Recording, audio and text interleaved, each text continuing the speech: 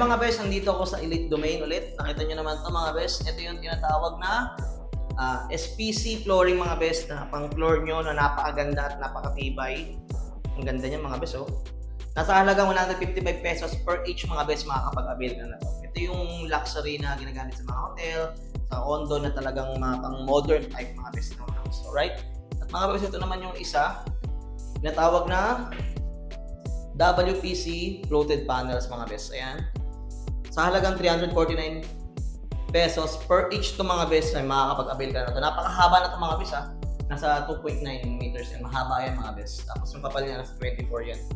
Ang ganda niya mga bes, may iba't ibang kulay kang pwedeng pagpilian.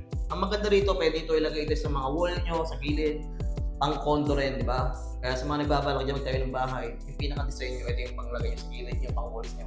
Kasi ang ganda na to. Alright? Alright.